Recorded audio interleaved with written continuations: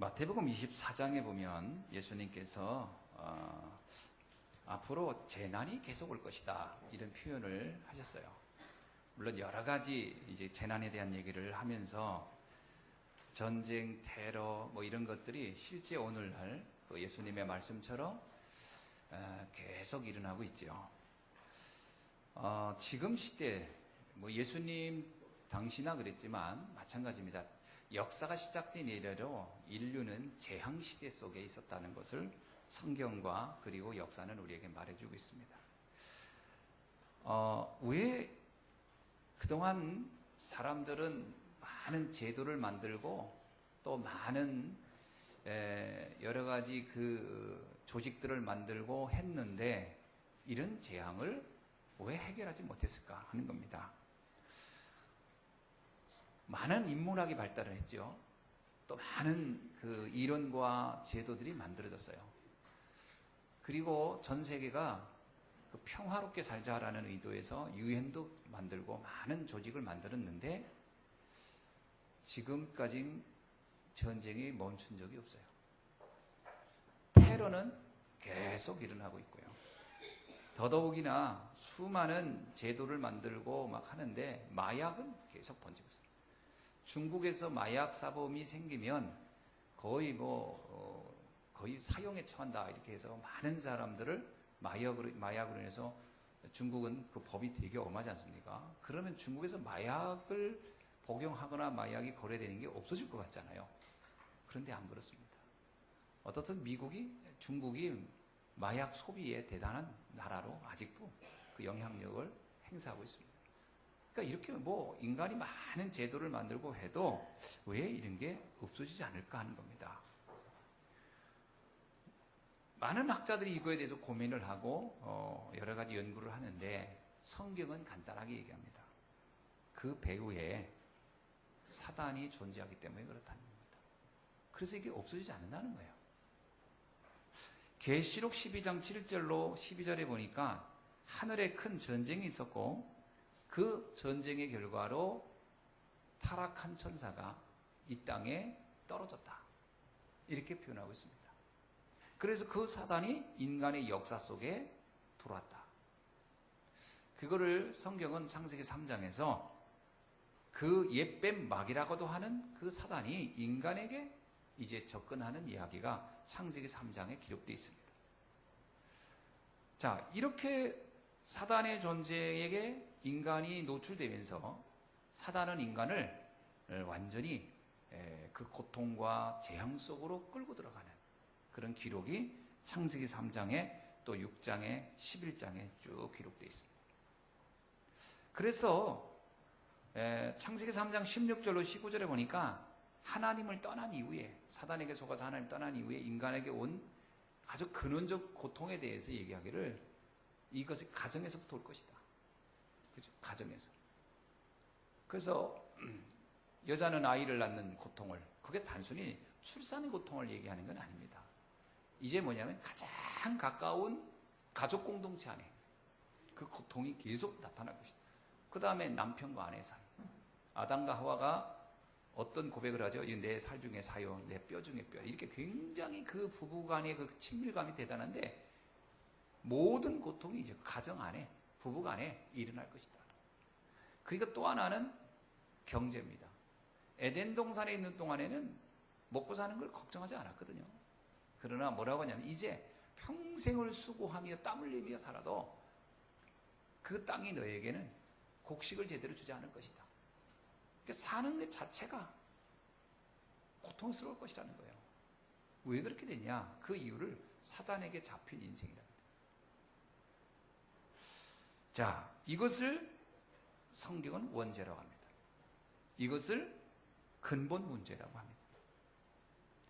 자, 인간의 역사를 한번 보면요. 그 인간이 기록을 남긴 날로부터, 그러니까 그 기록이 없었던 시대도 있었겠죠. 기록을 남긴 날로부터 해서 그 인간의 역사에 많은 학자들이 이렇게 통계를 냈는데 지금까지 전쟁이 몇 번 있었냐? 1만 6천 번에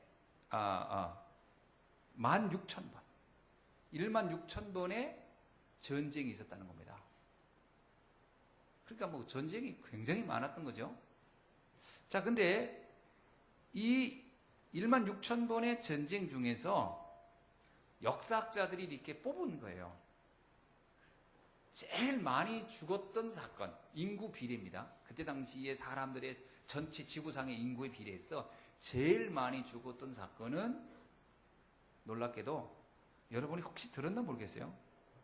그 당나라 시대의 알록산의 난. 그게 제일 많이 죽었어요. 얼마나 죽었냐? 그때 당시 보니까 3,600만 명이 죽었어요. 그 내란으로. 어마어마하죠? 그게 8년간 내란이었거든요. 알록산의 난이. 8년간 그렇게 많은 사람이 죽었습니다. 그래서 당나라가 결국은 그 난으로 없어진 거예요.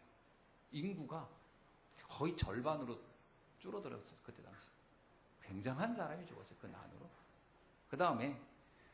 그 다음에 또 많은 사람이 죽은 사건이 뭐냐면 몽골의 징기스칸입니다. 징기스칸이 얼마나 죽었냐? 기록에 보니까요. 4천만 명을 학살했어요. 4천만 명. 어마어마하죠. 그 다음에 기록입니다. 그 다음에 또 많은 사람을 죽인 사건이 뭐냐면 중동에서 있었던 노예 무역상들이 죽였던 사건이에요. 1,800만 명. 그리고 로마가 세계를 통치하는 동안에 전쟁을 하면서 죽인 인구가 800만 명. 그리고 세계 1차 대전으로 죽은 인구가 1천만 명. 세계 2차 대전으로 죽은 인구가 5천만 명. 전쟁의 역사. 지금도 계속 죽고 있습니다. 테러로 죽고. 요즘은 뭐 몇십 명 죽었다 하면 사람도 눈도 깜짝 안 해요, 이제. 그리고 총기 난사도 이제 한두 명 죽이는 게 아니에요. 몇십 명씩, 몇백 명씩 막 죽여버려요.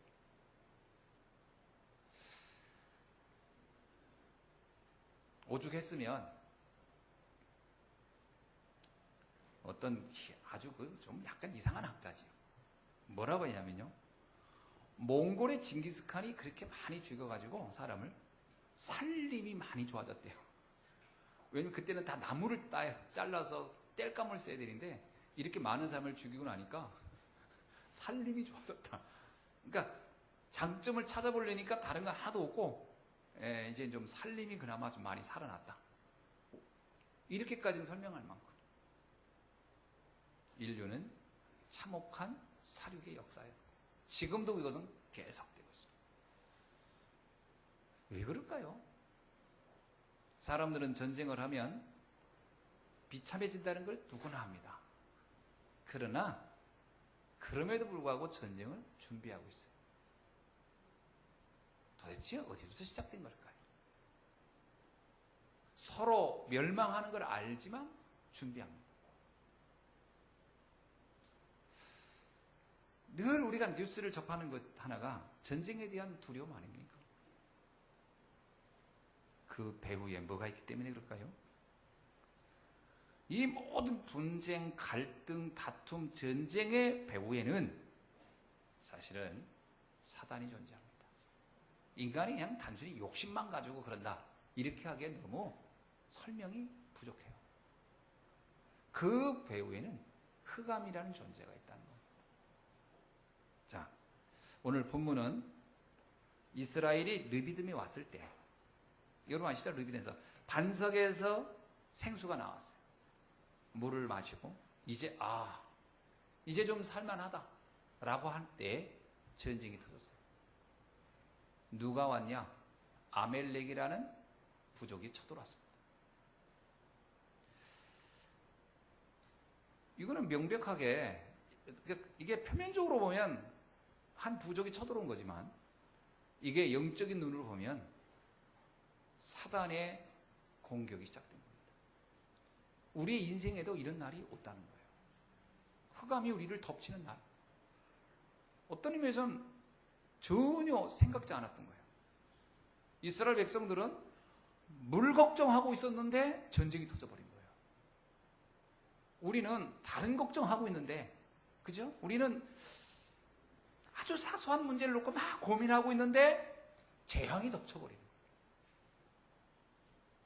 우리의 인생이 그렇다는 거예요. 도대체 왜 그렇습니까? 이스라엘이 지금 전쟁을 하려고 한 것도 아니에요. 그냥 전쟁이 일어나 버린 거예요. 흑암의 역사입니다. 그걸 이해하지 못하면 우리의 인생을 절대 승리할 수 없어요. 우리가 늘 그러면 뭐 무서워 공포감에 빠져 살란 말이냐 이 말이 아니고요. 역사는 우리에게 말해주고 있어요. 이런 재앙이 언제 어느 날 아주 오래전에 한 번 왔었다가 아니라 계속 진행되고 있다라는 거예요. 지금도 계속 진행되고 있고요. 앞으로도 계속 진행될 거라는 거예요. 그러면 알고는 있어야죠. 이걸 어떻게 대비할지는 알고 있어야 됩니다. 자, 오늘 본문을 통해서 우리가 한번 영적인 눈으로 살펴볼 수 있기를 바랍니다. 그래서 오늘 제목에 여호와 니시라는 제목을 잡았어요. 여호와 니시는 여호와의 깃발이라는 뜻입니다. 깃발이라는 얘기는 언제 쓰는 거죠? 전쟁을 했을 때 마지막 적군을 물리치고 나서 거기다가 승리의 깃발을 딱 꽂을 때 그 깃발을 말하는 거예요. 승리의 깃발이에요. 여호와 니시. 우리는 이 전쟁을 이겼다 이런 얘기거든요. 오늘 제목처럼 여러분의 모든 삶의 전쟁에서 승리하는 날이 되기를 주의 이름으로 축원합니다. 전쟁을 피할 수는 없어요. 그죠? 피할 수 있는 게 아닙니다. 승리하면 돼요. 네, 피할 수 있는 게 아닙니다. 아, 전쟁이 없었으면 이스라엘 백성이 안 났으면 좋겠죠. 그러나 전쟁이 다가왔어요. 아멜렉이 쳐들어온 데는 아멜렉하고 어떻게 의논할 수도 있는 게 아니에요. 그냥 온 겁니다. 그러나 승리하면 돼요. 여러분의 인생의 문제는 옵니다. 승리해야 됩니다.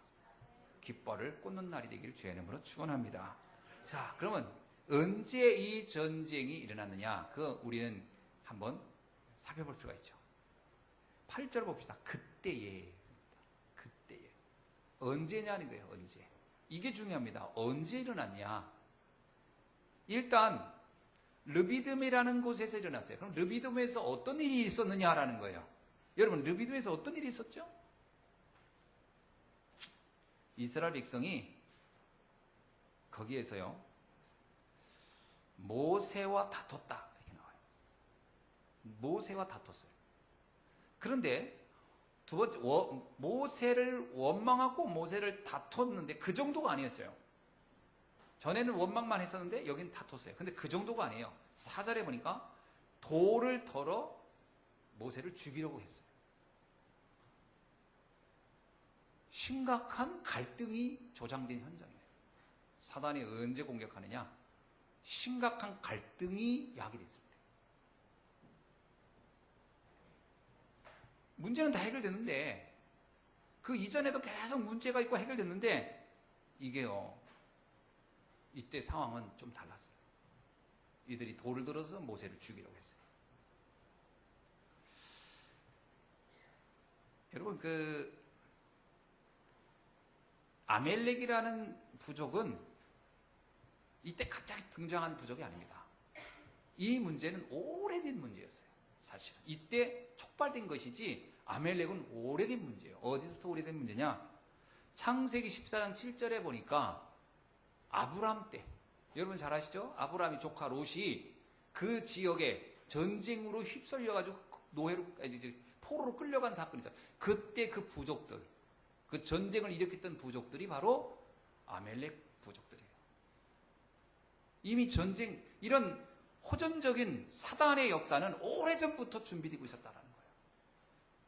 쉽게 말하면요, 흑암은 오래전부터, 그리고 언제까지요? 이 아멜렉이 다윗왕까지. 그때까지는 이 아멜렉은 계속, 그게 뭐예요? 흑암의 역사가 그렇게 쉽게 사라지는 게 아니에요. 오래된 문제며 앞으로도 진행될 문제라는 거예요. 다윗왕이 이제 아멜렉을 완전히 징벌하는 그런 얘기가 나오죠. 아멜렉이 이스라엘 백성을 공격한 건 뭘까요? 언약 백성. 가나안으로 들어가서 세계 살리는 일을 하지 못하도록 공격했다는 거예요.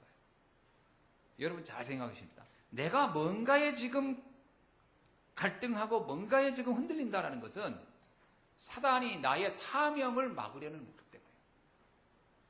다른 게 아무것도 없습니다.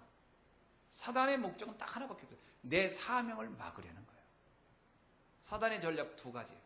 불신자는 복음 모르게 하는 게 최초의 목표입니다. 그렇죠? 세상 신이 사람들의 마음을 혼미케 하여 복음의 광채가 비치지 못하게 하미니.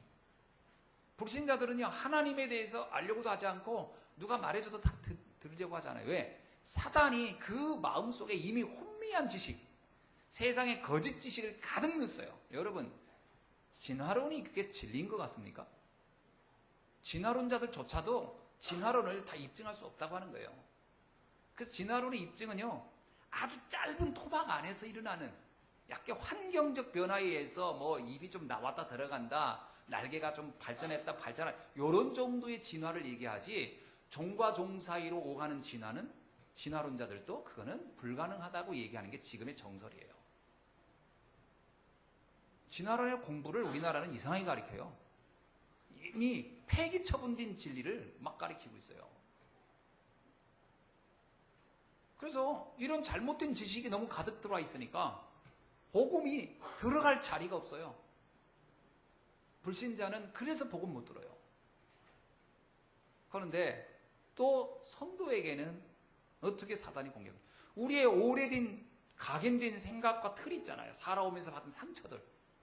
이거는 복음과 상관없는 거예요. 다시 구원은 받았지만 상처는 여전히 남아있거든요. 이 상처를 사단이 건드리는 거예요. 그러니까 막 거기서 격동하는 거예요. 마치 나를 굉장히 막 문제가 있는 것처럼. 그래가지고 어떻게 되냐? 사명을 감당 못하게 하는 거예요. 예수님이 제자들도 보면 사명자들 아닙니까? 근데 사단에게 속아가지고 한때 사명을 다 저버리고 다시 옛날로 돌아가는 사건이 있었어요. 시대 살릴 사람들인데. 근데 그게 왜 돌아갔죠? 상처였어요. 먹고 사는 문제. 이런 게 딱 걸리니까 확 상처하고 큰일 났구나. 앞으로 어떻게 살지? 어떻게 살겠냐? 하나님이 공급하고 사는 거지. 그죠? 그들 중에 굶어 죽은 사람 하나도 없어요. 그런데 이들은 그게요, 이미 지난날 살아오면서 가졌던 그 경제적인 문제, 삶의 인간관계, 이게 고스란히 남아있던 거예요. 이게 좀 팍 터져버리는 거예요. 그래가지고 사명 감당을 못하는 거예요. 이렇게 사단은 우리를 공격한다는 겁니다. 시편 83편 3절에 보니까 이 아멜렉의 공격에 대해서 이렇게 얘기합니다. 그들이 주의 백성을 치려하여 간계를 꾀하며 주께서 숨기신 자를 치려하는도다. 하나님의 백성을 무너뜨리려고 한다는 거예요. 그래서 여러분, 우리가 만약에 무언가에 걸려서 내가 사명이 내 마음속에 중심에 있지 않고 자꾸 희미해진다면 빨리 정신 차려야 됩니다. 사단이 나를 공격한다는 거예요. 승리하길 주의 이름으로 축원합니다. 예. 사실은 발견만 하면 끝나요. 사단은요, 마치 제가 볼 때 사단은 그 공작새 같아. 뒤에는 아무것도 없는데 와 이렇게 펼치면 어마어마한 거 좀 보이잖아요. 공작새 앞에서 보면 엄청 커 보이죠? 뒤로 가보면 보이세요? 아무것도 없어요. 마찬가지로 이 사단은 우리에게 어떤 거를 딱 던질 때 이게 굉장히 큰 것처럼 착각하게 한다는 거예요. 이게 어마어마하게 큰 문제처럼. 이거는 뭐 덜 해결할 수 없는 문제처럼. 사실 그렇습니까? 알고 보면요, 거의 아니에요. 그건 아주 사소한 게 굉장히 크게 부풀려지는 경향이 대부분. 왜 그러냐? 우리 애가 사명 감당하는데 주저하게 만들려고 자꾸 그래요. 속지 않으셔야 됩니다. 그래서 본질을 꿰뚫는 눈만 있으면 그냥 알기만 하면, 여러분 우리 같은 경우는 공작새를 보고 누가 무서워합니까? 아는데. 그렇죠? 그 가끔 무슨 동물의 왕국 보면 무슨 도마뱀 같은 거 있잖아요. 앞에 요거 귀를 이렇게 쫙 펴가지고 막 이러죠. 그 앞에서 본 동물들은 그게 굉장히 큰 줄 알고 착각하지만 우리는 위에서 보면 웃기잖아요. 그런 것처럼 알면은 무섭지 않은 거예요. 알면 별게 아니에요. 이번에 이제 더우니까 개고기들을 많이 먹잖아요. 어느 영상에 보니까 엄청 무서운 개인데 무지무지하게 이제 그 아주 사나운 개요. 근데 이 개가 이 개장사한테는 꼼짝을 못 하더라고. 그 희한하대. 개장사는 무슨 힘이 있는가 봐. 보통 사람 가면 막 달려들고 막 소리를 지르고 침을 질지르면서 와 하는데 개장사가 딱 가면 이 개가 꼬리를 내리고 가만히 있어요. 이야, 그 자기를 잡으러 온 줄 아는가 봐. 근데 개장사가 그러더니 개를 알면 무섭지가 않대요. 그게 문제입니다. 알면 무섭지가 않은 거예요. 개를 알면. 그러니까 개를 잘 아는 거예요. 이 개장사는. 여러분은 사단을 잘 알면 돼요. 그럼 무섭지가 않은 거예요. 아멘? 모르면 자꾸 대단한 것처럼 착각하 알면 안 무서워요. 아무것도 아닙니다. 자, 하여튼 이 믿음에서 이런 문제가 된 겁니다. 그러니까 사단이 언제 공격하느냐는 거죠. 우리가 틈을 보일 때예요.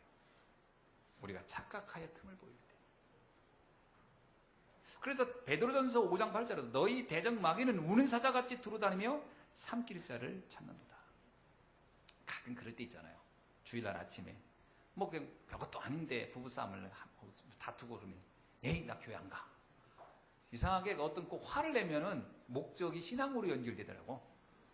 그냥 아이 오늘 밥 안 먹어 이러면 할 수도 있고 아이 내가 그냥 뭐 오늘은 뭐 TV를 안 봐 뭐 이렇게 될 수도 있는데 꼭 이게 화를 풀이할 때의 방법은 나 오늘 예배 안 드려 뭐 이런 식으로 다이어트 쪽으로 딱 적용하면 딱 좋은데 그러니까 꼭 이게 안 좋은 쪽으로 이렇게 영적인 부분에 타격을 입히는 쪽으로 우리는 어떤 문제에 반응을 하는 경향이 너무 많아요. 여러분 그런 게 사실은요 속는 겁니다. 속는 거예요. 이게 별게 아닌데 지나가 보세요. 한 1년 2년 지나가 보세요. 그때 그게 그렇게 생각도 안 나요. 그게 뭔 문제인지. 당시에는 뭐 엄청난 거 지나고 아무것도 아닌 거예요 사실은. 제가 옛날에 여러 가지 문제들이 있었잖아요 옛날에. 아 여러분 잘 모르지. 저만 아는. 그런데 지금 생각도 안 나요. 그때는 그거 가지고 며칠씩 잠도 못 잤다니까. 아 어찌 이럴 수가 있냐. 막 지금은요 생각도 안 나고 무슨 일이었지 그게. 대부분 다 그거 아닌데. 속지 않기를 주의 이름으로 축원합니다. 그래서 이 속지 말란 말 되게 많이 나오잖아요. 그죠? 속지 말라. 속지 않으셔야 돼요. 그래서 베드로전서 5장 8절에서 그러잖아요. 너희 대적 마귀는 우는 사자같이 두루다니며 삼킬 자를 찾나니. 여러분 그 철로역정이라는 책에 보면 하나님이 천국을 향해 가는 그 여정에 마귀가 나타나는 장면이 나오는데 이게 뭐 걸어가고 있는데 막 확 뛰어나와요. 큰 이 막 동물이 이게 사자가. 근데 처음에 깜짝 놀라는 거예요. 이야 큰일 났다. 나 오늘 죽겠구나. 근데 알고 봤더니 이 사자가 뒤에 큰 쇠고리에 걸려있던 거예요. 처음엔 몰랐던 거지. 확 뛰어나오니까 이게 나를 잡아먹는 거. 알고 봤더니 큰 쇠고리에 걸려있는. 그러니까 나를 절대 죽일 수 없는 거야. 나를 겁을 줄 뿐이지 나를 무너뜨리지 못해. 여러분이 아무리 우는 사자처럼 두루다니며 삼킬 자를 찾아도 우리를 삼키지를 못해요. 삼키는 척 할 뿐이지. 속지 않으셔야 돼요. 아무것도 아니에요 사실은. 근데 베드로는 어떠냐. 자기 자신이 한때 이런 사단에게 속았던 경험이 있는 거라. 그래가지고 큰일 난 줄 알고 신앙이고 뭐고 다 내팽개치고 고향으로 갔던 때가 있었어요. 그때 이제 예수님이 찾아와서 베드로야 그러면서 이제 하는 얘기가 나오잖아요. 네가 나를 사랑하느냐. 다시 본질로 이제 찾아주는 거. 본질을 확인하면 금방 일어나거든요. 그리고 나서 이제 사명을 주는 장면이 나옵니다. 그때 이 베드로가 그 경험이 있어서 이 베드로전서 5장 8절에 그렇게 쓴 것 같아요. 나도 그때 그 사자 같은 속임수에 내가 걸려들었었다. 근데 아무것도 아니다. 그 얘기거든요. 속지 말라는 거예요. 담대하라는 거예요. 두려워하지 말라는 거예요. 자, 그래서 바울은 에베소서 4장 27절에서 뭐라고 말씀하느냐. 마귀에게 틈을 주지 말라. 틈 보이지 말라. 자, 이 르비딤에서 백성들이 바로 이런 틈을 보였던 거예요. 원망하고 다투고 돌로 막 모세를. 그 왜 그랬냐면요. 사실은 물 문제였거든요. 물 문제. 그게 그렇게 심각한 문제도 아니었어요. 그거 뭐 좀지만 해결되는 문제인데 이게 전부라고 생각한 거예요. 사실 우리가 살다 보면 어떤 문제가 딱 오면 어떤 오해에 빠지냐면 이게 내 인생 전부를 거기다 걸려고 하는 경향이 있어요. 이게 다 모든 문제다. 가장 심각한 문제다. 가장 큰 문제다라는 오해를 하는 경우가 있어요. 아닙니다. 근데 이 백성들이 거기서 사실은 막 그렇게 아니 지도자를 죽여버리면 어떡합니까? 지도자를 죽여버리면 그 다음에 어떡할 건데? 그런데도 이게 마치 이게 끝인 것처럼 모세도 죽이고 다 이제 뭐 그냥 여기까지 온 거 그냥 다 원점으로 다 돌려버려. 뭐 이런 식으로 이제 막 가자는 거지. 뭐 이렇게 나오는 거 왜 그러냐?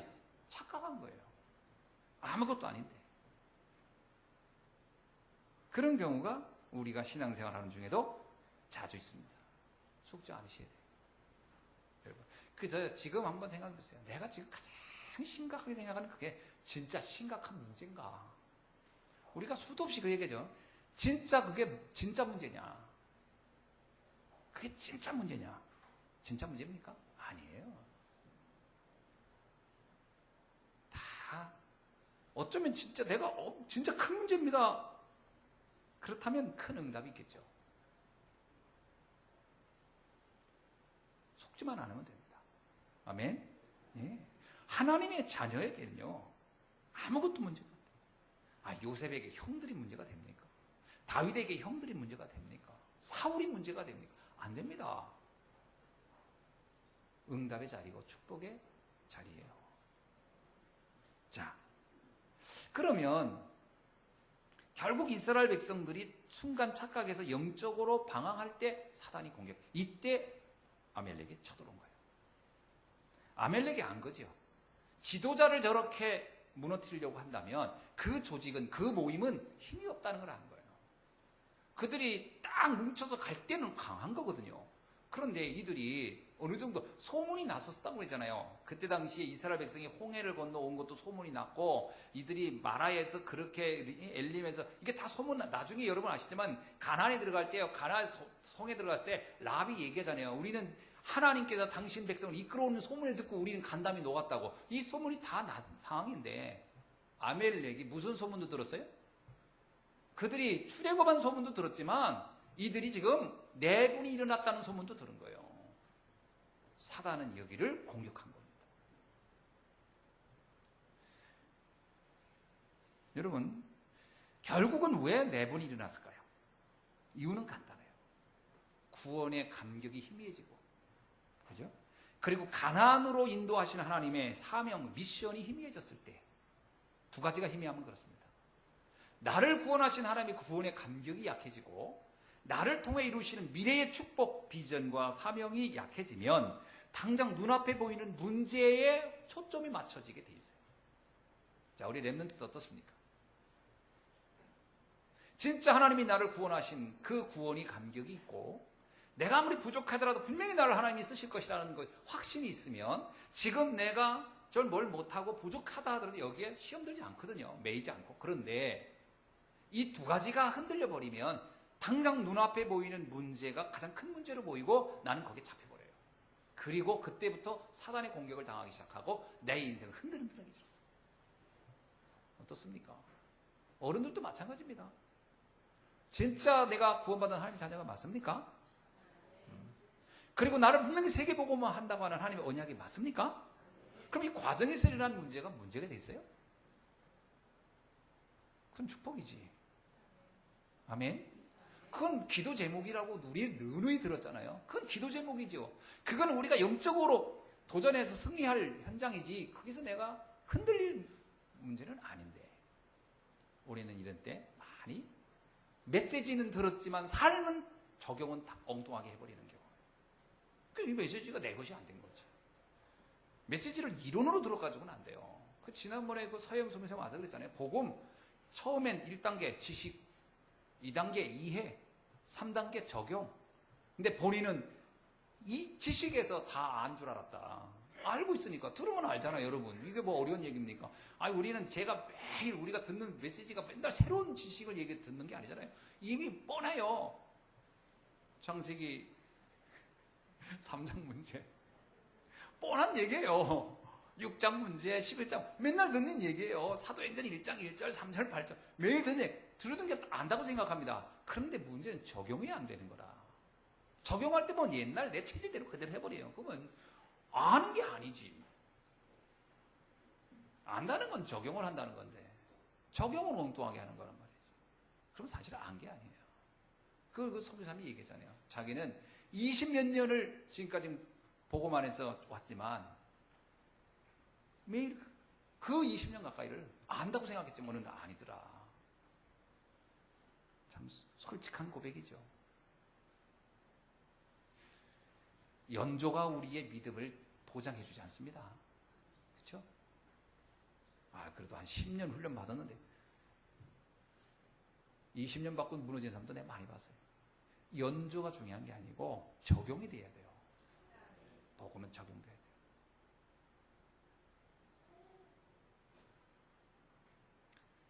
자, 그러니까 오늘 우리는 빨리 어떤 면에서 근본으로 돌아가야 돼요. 근본으로. 계시록에 이런 얘기 있잖아요. 너의 첫사랑을 회복하라. 우리의 신앙을요, 첫사랑을 회복해야 돼요. 내가 구원받았을 때 그 감격으로 다시 돌아가야 돼요. 그리고 나에게 하나님 줬던 그 비전, 사명으로 다시 돌아가야 돼요. 그러면 모든 게 다 해결됩니다. 아멘. 이스라엘 백성이 그걸 놓쳤던 거죠. 나를 구원해 주신 하나님, 우리를 여기서 430년의 저주를 해결해 줬어요. 여러분 구원받기 전에 어땠습니까? 우리가 구원받기 이전의 삶이 어땠어요? 글쎄 뭐 그렇지 않은 분도 있겠지만 저는 개인적으로 보면 너무 비참했어요. 저는 구원받기 이전에 저희 삶은 너무 비참했어요. 희망도 없었고 낙도 없었어요. 다 무너져 있었어요. 얼굴엔 핏기도 없었고 정말 살아야 할 이유도 없었고 당장 오늘이라도 모든 걸 다 깨고 싶은 그런 상황이었어요. 그때 복음을 들었습니다. 얼마나 감사했는지 몰라요. 얼마나 행복했는지 몰라요. 그거를 다시 우리가 생각해야 돼요. 조금 형편이 좋아지면 그게 뭐 대단하냐고. 대단한 겁니다. 430년의 노예에서 해방된 게 엄청난 건데 이스라엘 백성은 이미 그건 지나간 거라. 뭐 그게 어떻다는 거예요? 아니죠. 그래서 이스라엘 성경을 보세요.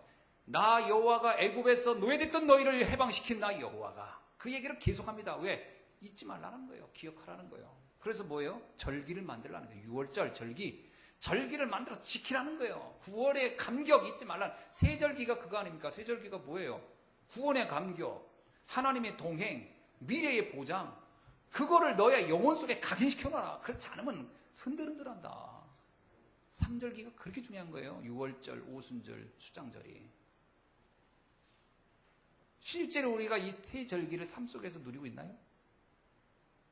진짜 구원의 감격 때문에 너무 행복한가요? 지금도 하나님 나를 동행한다는 것 때문에 나를 늘 힘이 납니까? 미래를 보장해 줬던 것 때문에 아무런 두려움이 없나요? 그래야 되거든요. 그거 세 가지를 잃어버리면 가는 길에 조금만 목말라도 조금만 허기져도 조금만 무슨 소리만 들어도 흔들흔들하는 거예요. 승리하기를 주의 이름으로 축원합니다. 예. 그래서 영적 무장이라는 게 뭐 엄청난 게 아닙니다. 영적 무장 사람들이 오해하는 게 있는데 영적 무장 뭐 성경을 몇 구절 외우고 뭐 그래야 이게 무장이 됩니까? 성경을 뭐 몇 독 해도요 넘어지는 건 한순간이에요. 그게 나를 강하게 하는 게 아니에요. 기도수 첫 열심히 했더니 신앙을 지킨다 그것도 아니에요. 그건 하나의 작은 내가 이 구원의 감격 세절기를 누리는데 좀 보조적인 역할이지 그 자체가 보장해 주는 건 아니니까. 그러면 직분은요? 직분도 마찬가지입니다. 장로가 됐다고 해서 신앙이 안 흔들리나? 목사가 됐다고 안 흔들립니까? 아닌 그렇습니다. 직분도 그것도 나의 믿음을 보장해 주는 보장체가 아니에요. 뭐가 나를 지켜주십니까? 하나님이 나와 함께한 믿음입니다. 여러분이 이걸 늘 확인해야 돼요. 제일 소중한 건 사모들입니다.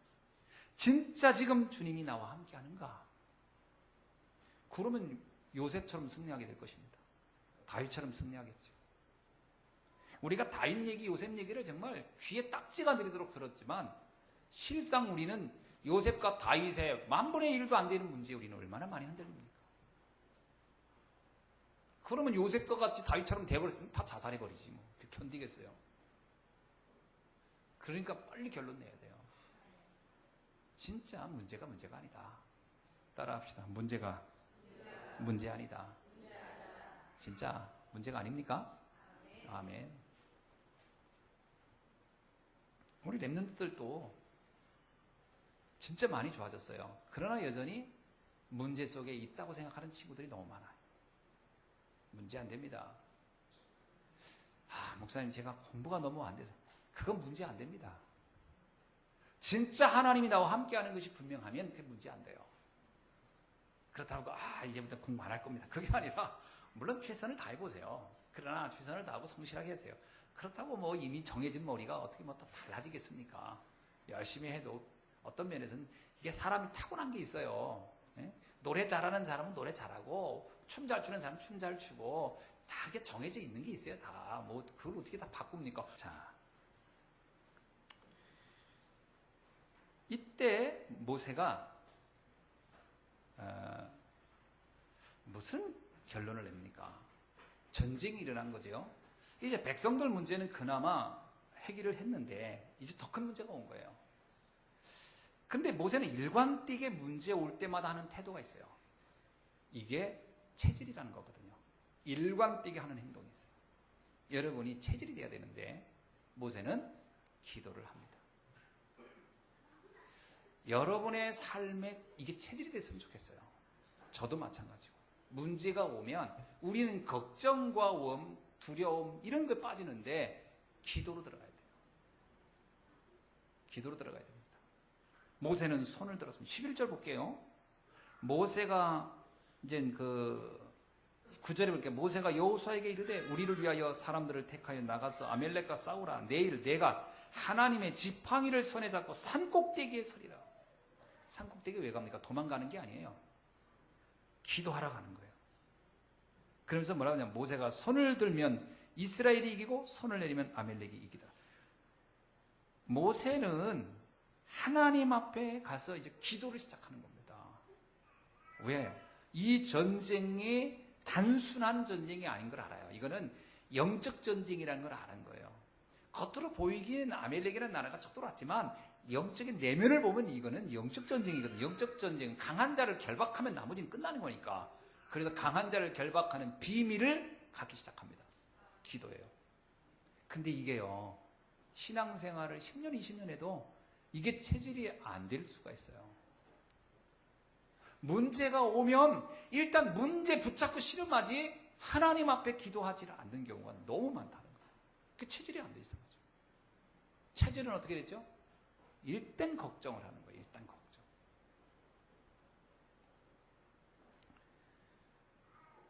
출애굽기 14장 14절에서 보면요. 홍해 앞에 있을 때 이스라엘 백성들이 막 난립니다. 앞에는 바다고 뒤는 애국 군대가 쳐들어오는데 어떡할 거냐고. 막 모세한테 원망합니다. 우리를 여기서 죽게 만들었구나. 여기가 우리가 매장지가 되겠구나. 막 이러면서 원망할 때 모세가 그럽니다. 가만히 있어라. 가만히 있어라. 그러면서 뭐라고 합니까? 하나님께 기도합니다. 여호와가 우리를 위하여 싸우시리라.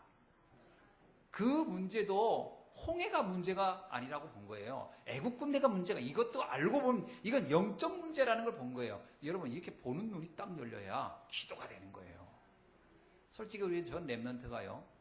자신이 지금 겪고 있는 여러 가지 이런저런 문제들이 있었을 때 기도할 수 있다면 다 된 겁니다.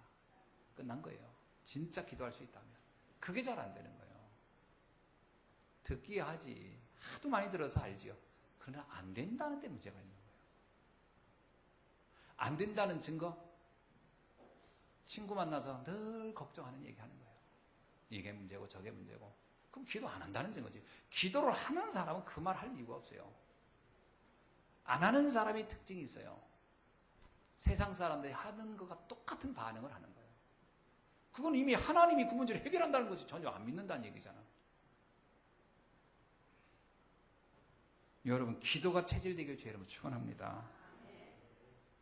모세는 알고 있어서 사단이 가장 두려워하는 게 뭔지를, 그죠? 이걸 여러분 알고 있습니까? 사단이 가장 두려워하는 것을 모세는 붙잡고 있었어요. 여러분, 430년의 그 문제를 6월절 피 언약이라는 것으로 해결했잖아요. 다른 사람은 상상을 못했는데 모세는 알고 있었어요. 이 피 언약이면 바로왕도 꼼짝 못한다. 사단이 절대로 꼼짝 못한다. 그렇다면 이 피 언약을 붙잡고 기도하는 사람을 누가 이기겠냐는 거예요. 그래서 모세는 이걸 알았기 때문에 하나님께 그 언약 잡고 기도한 거거든요. 여러분, 사단이 가장 두려워하는 것은 하나님의 이름입니다. 예수 그리스도. 그 이름 앞에 모든 흑암은 무너지게 돼 있어요. 성경에 뭐라고 나옵니까? 누가복음 10장 17절. 주여 주의 이름이면 귀신들도 우리에게 항복하나이다. 그렇습니다. 제자들이 전도하러 갔다 와서 보고하는 거예요. 주님, 예수 그리스도 당신 주님의 이름을 딱 선포했더니 귀신들이 막 떠나가네요. 안전뱅이 고칠 때 어떻게 했어요? 주 예수 이름으로 일어나 걸으라요. 내게 있는 건 네게 주노니 예수의 이름으로 일어나 걸으라. 그 이름 앞에 굴복하지 않을 게 없다. 그거를 모세는 알고 있었다니까요. 여러분도 그 이름을 알고 있지 않습니까? 그러면 적용해 보세요. 한 번만이라도 적용해 봐야 돼요. 사실은 은혜로 지금 살았지 적용은 잘 안 해봤을지도 몰라요. 은혜로, 하나님의 은혜로 그냥 실제로 내가 그 어마어마한 무기를 사용해서 정복되어지는 것을 경험을 해보셔야 돼요. 이 비밀을 아는 사람은 기도할 수 있습니다. 그렇죠? 그러니까 아멜렉에 공격하자 모세는 곧바로 산에 올라가 기도하는 걸 하죠. 결국 뭐라고 나옵니까? 11절에 모세의 기도가 이 전쟁의 승패를 좌우하고 있었다는 것을 말하고 있어요.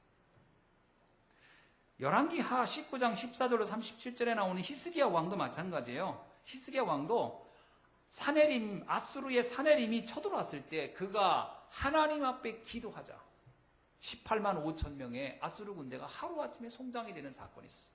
히스기야 왕도 알고 있어서 기도의 힘과 파워를, 여러분도 그 힘을 실제적으로 사용하기를 주의 이름으로 축원합니다. 어떤 면에서는요, 너무 엄청난 걸 받았는데 너무 사소하게 생각하는, 그걸 뭐라고 나오죠? 예수님이 그 보화를 땅에 묻어놓은 사람과 같다. 자꾸 그러거든요. 땅에다 묻지 마시고 사용하기를 바랍니다. 예. 그래서 이 기도는 어떤 겁니까? 기도는 어떤 면에서요, 이미 승리한 사건이에요. 기도를 했다는 얘기는 이미 승리를 보장한 사건. 그러니까 모세는 알고 있었어요. 내가 기도한다는 것은 승리한다는 것을. 그래서 뭐라고 하냐면 여호와의 니시, 이렇게 이 말을 씁니다. 여호와께서 승리의 깃발을 그날 꽂으셨다. 내가 기도할 때. 그럼 여러분이 기도할 때 이미 여호와께서 승리의 깃발을 그 문제에 꽂으신 줄로 믿습니다. 예. 그걸 여러분이 체험해야 돼요. 자, 12절에 뭐냐? 그런데 이 기도를 하는데 혼자 하지 않아요. 함께 합니다. 모세의 손을 붙들어주는 두 사람. 누가 있었죠? 여기 보니까 12절을 읽어보니까요. 모세의 팔이 피곤함에 그들이 돌을 가져다가 모세의 아래에 놓고 그가 위에 앉게 하고 아론과 훌이 한 사람은 이쪽에서 한 사람은 저쪽에서 모세의 손을 붙들어 올렸더니 그 손이 해가 지도록 내려오지 아니한지라.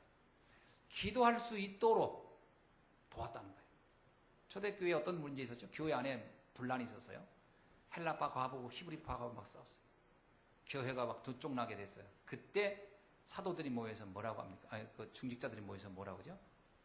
우리가 이 문제는 우리가 해결하고 사도들은 오직 말씀과 기도하는데 전무하도록 도와주자. 그게 이 얘기예요. 기도할 수 있도록 한다면 끝나는 거예요. 그게 초대교회의 승리의 비결입니다. 근데 이거를 같이 팀이 돼야 돼, 팀워크가. 그렇지 않으면 기도는 이루어지지 않아요. 모세, 여호수아, 아론, 훌은 하나가 됐어요. 원리스. 한 팀만 나오면 됩니다. 원리스와 원네스는 좀 다르죠. 원네스와 원리스. 원네스는 일체라는 뜻입니다. 원네스, 일체. 근데 원리스는 뭘까요? 하나가 적은 이런 뜻이에요. 하나가 적은이라는 얘기는 원네스가 안 되는 거죠. 원네스가. 그럼 어떻게 하면 이 하나가 되죠? 인격으로는 안 돼요. 절대로. 인간의 인격은요, 믿을 게 못 돼요. 그 사람의 성품? 그것도 안 돼요. 성품도 믿을 게 못 돼요. 원네스는 성품으로도 안 되고, 인격으로도 안 되고, 노력으로도 안 돼요. 뭐로 됩니까? 여러분, 부부가 둘이 사랑해서 사는데도 둘이 마음이 안 맞잖아요. 참아서 됩니까? 노력해도 되든가요? 안 됩니다, 그건 그렇게 인간의 방법을 가지고는 그 두 사람, 그것도 사랑한다고 하는 사람이 만났는데도 잘 안 되는데. 교회 안에서 우리 성도들이 어떻게 원네스가 됩니까? 그러니까 이 원네스 한다고 자꾸 만나가지고 이상하네. 만나가서 차 마시고 밥 먹고. 그렇다고 원네스 잘 안 돼요. 그러면 대화를 많이 하면 원했습니까? 아니요. 모여가지고 회의 밤새 했는데 나중에는 서로 싸우는 걸로 끝나는 경우가 태반이에요. 이게 이 원네스는요, 이게 뭐 대화를 많이 해서 되지도 않고, 같이 밥을 먹고 별짓을 다 해도 원네스는 잘 안 되는 겁니다. 원네스는 뭐가 될 때 원네스 되죠? 간단해요. 갈보리산, 감람산, 마가다락방으로 결론 내면 돼요. 여러분 생각해보세요. 그리스도로 다 끝냈다가 믿어집니까? 그러면 서로의 차이가 아무 문제 안 돼요. 서로의 다른 점과 어떤 서로의 안 맞는 부분이 뭐가 문제됩니까? 하나님이 다 끝냈는데. 그렇잖아요. 아무 문제 안 돼요. 꼭 나하고 생각이 다 같아야 됩니까? 아니에요. 서로 생각이 달라야 되는 거예요. 여러 형태의 모든 것들이 협력해서 하나님의 일을 이루는 거니까요. 다양한 것이 맞습니다. 그러니까 일단 갈보리산 언약으로 결론 나면은 아무 문제 안 돼요. 저희 집사람하고 저하고 성격이 같을까요? 다를까요? 정말 달라요. 우리 영건이는 이제 우리하고 같이 사니까 자주 볼 거예요. 집사람하고 나하고는 진짜 달라요. 엄청 다릅니다. 그러면 우리 두 사람이 원네스가 안 될까요? 저는 정말 잘 되고 있다고 봐요. 그거 가지고 원네스 되는 게 아니에요. 인격 가지고 그럼 제가 참나요? 아니, 저는 안 참습니다. 저 화나면 막 다 해버립니다. 안 참아요. 근데 어떻게 원했습니까? 갈보리산. 그리스도가 다 끝냈다는데 결론 내고 있어요. 그 차이 아무 문제 안 된다고 보는 거예요. 그냥 그거 안고 가는 거예요, 그냥. 또 하나요. 감람산이에요. 미션이 같아요. 방향을 한 방향을 보고 같이 가는 거예요. 딴 꿈을 꾸질 않아요, 서로. 같은 꿈을 보고 같은 방향을 가요. 그러면 되는 거예요. 감람산 언약이에요. 세계복음화의 언약 같은데. 그 다음에 마가다락방이에요. 이거 내 힘으로 안 돼요. 성령께서 도와주셔야 되지. 그래서 주님이 알아서 하셔요. 저도 가끔 그럴 때 있어요. 어제가 안 되면 아유 주님이 알아서 하세요. 이제 저는 여기까지입니다. 더 이상 저희 힘으로 안 됩니다. 그럼 나머지 주님이 알아서 하시겠지. 이게요. 그래야 원네스가 되는 겁니다. 원네스라는 게 막 서로 맨날 만나가지고 의논하고 막 마음 맞추고 안 됩니다. 그래서 사이 좋았던 사람들은 나중에 이혼하는 거 보세요. 그래가지고 원네스 안 되는 거예요. 그런 사람 수도 없이 많이 봤습니다. 그 사실 뭐 이런 거 있잖아요. 평생을 같이 갑니다. 그 의지 가지고 평생 못 갑니다. 같이. 갈보리산, 감람산, 마가다락방으로 되어야 같이 가는 거예요. 그게 흔들리면 안 돼요. 잘. 이제 그래야 하나 되는 거예요. 근데 하나 되면 어떤 일이 일어날까요? 하나 될 때요. 기적이 일어납니다. 가정도 기적이 일어나고 모든 현장에 기적이 일어나요. 여리고성 무너집니다. 홍해 갈라지고요. 바로 왕이 꺾입니다. 기적이 일어난다니까. 솔직히 여기서요. 이 네 명이 딱 원네스 됐어요. 모세, 여호수아, 아론, 훌. 재미나세요. 모세가 이럽니다. 여호수아한테. 넌 전쟁터 나가. 난 산으로 갈게. 그게 영적으로 이해 안 되면요, 속으로 이럴 겁니다. 아니, 나는 피비린내 나는 전쟁터로 보내시고 본인은 산꼭대로 올라가 있다고? 이야, 진짜 해도 너무하네. 이거 원해서 안 돼. 그러나 이건 하나님이 하신다는 거에 서로 동의가 딱 된 거예요. 거기다 또 여호수아 홀은 또 뭔가 아론과 홀은 또 어떡합니까? 우리도 산에 갈게. 그리고 간 거예요. 3명이. 보세요. 4명 있는데 1명은 현장으로 가고 3명은 산에 간 거예요. 기도하는 수가 많아야 되는 거예요. 일보다 기도하는 수가. 그러니까 3대 1이에요. 3명은 기도하러 가고 1명은 현장 간 거예요. 근데 현장의 응답은 뭐에 결정된 거예요? 산에서 기도하는 3명에 의해서 좌우된 거예요. 여러분이 기도해야 됩니다. 다른 방법이 없어요. 우리 인생의 문제, 내가 열심히 했더니 다 된다? 안 될 거려. 안 된다는 경험을 많이 해봤잖아요. 제가 이 직장 가가지고 최선을 다했습니다. 근데 왜 안 될까요? 안 될 겁니다. 저거 가서 했는데 왜 나는 늘 안 될까요? 안 될 겁니다. 기도해야 됩니다. 그건 맞춰본다고 해서 되는 게 아니에요. 막 참은다고 해. 그래서 성경에 찬송가 나오잖아요. 뭐라? 울어도 안 되네, 힘써도 안 되네, 눈물 많이 흘려도 안 되네. 안 됩니다. 주의 능력으로 돼야지.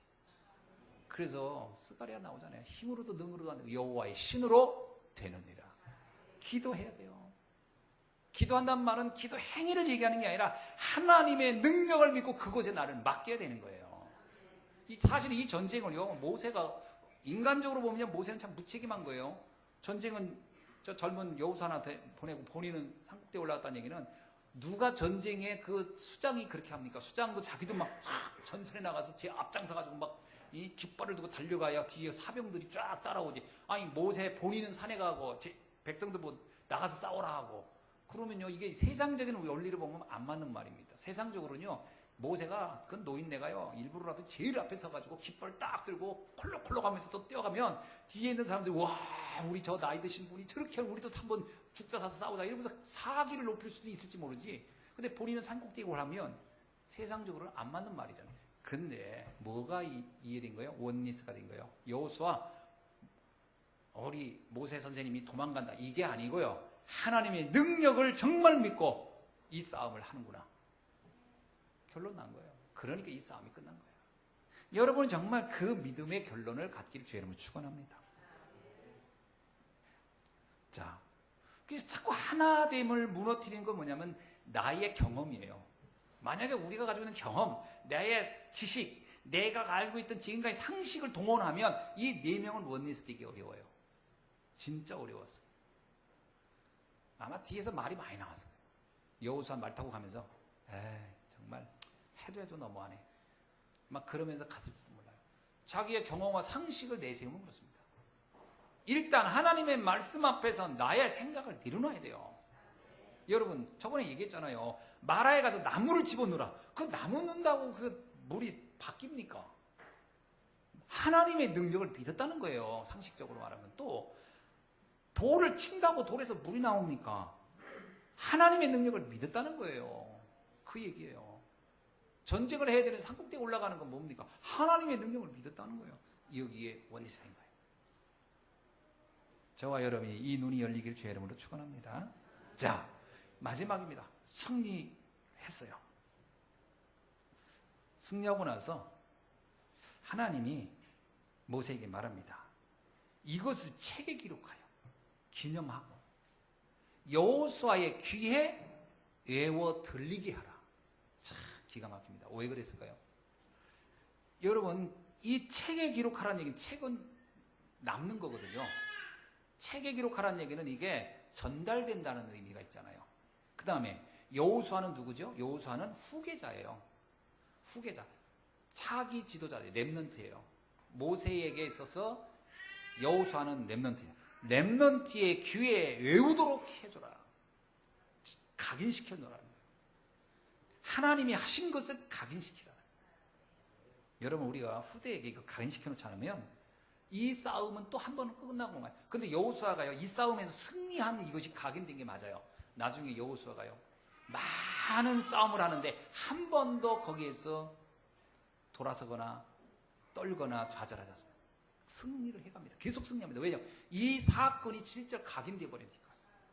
사실 우리가 볼 때 아멜렉 싸움이 그렇게 대단한 싸움도 아니었어요. 근데 이게 여호수아에게 각인되자 여호수아가 가는 한 번도 여호수아가 패배가 없어요.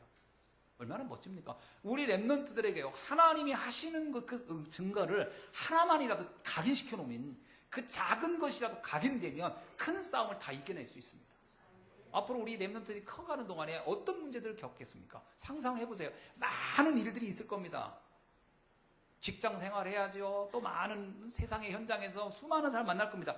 그때마다 다 승리하는 비결이 어디 있다? 지금 내가 겪은 작은 승리의 이 말씀, 하나님이 하신다는 것을 정말 각인시켜버리면 우리 랩런트가 가는 날들 늘 승리할 것입니다.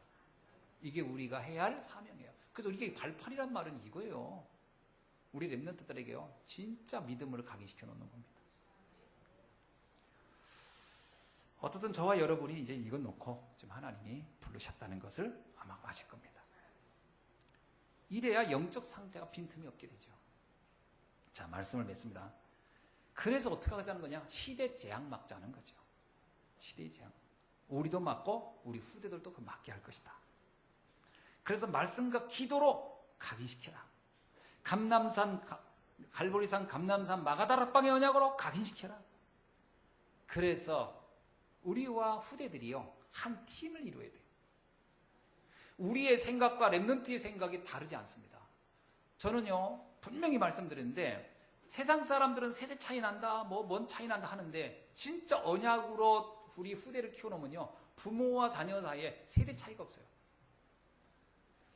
글쎄, 저는 우리 자녀들하고도 자주 얘기를 많이 합니다. 집에 모이면 포럼도 하고.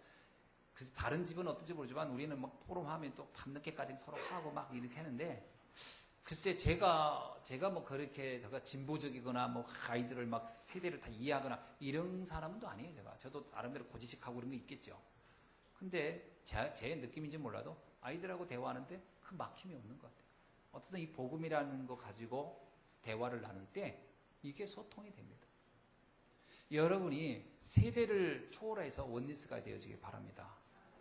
그 팀을 이루어야 돼요. 자녀와 여러분이 팀이 돼야 돼요. 부모는 권위를 가지고 윽박지르고 이런 게 아니라 서로 언약을 놓고 팀이 이루어지길 바랍니다. 구원의 감격, 하나님이 하신 미션, 여기에 팀이 되는 여러분들에게 주의 이름으로 축원합니다. 그렇게 될 때 우리를 통하여 다가올 시대에 세계복음화를 이루어 가실 것이고요. 하나님은 여호수아와 함께 했던 역사, 우리 후대들과 함께 할 줄로 믿습니다. 기도하겠습니다. 하나님 감사합니다. 오늘 주신 말씀 붙잡고 다시 한번 우리가 진정한 승리자의 깃발, 여호와 니시 깃발을 꽂는 승리자가 되게 하옵소서. 예수 그리스도의 이름으로 기도하옵나이다. 아멘.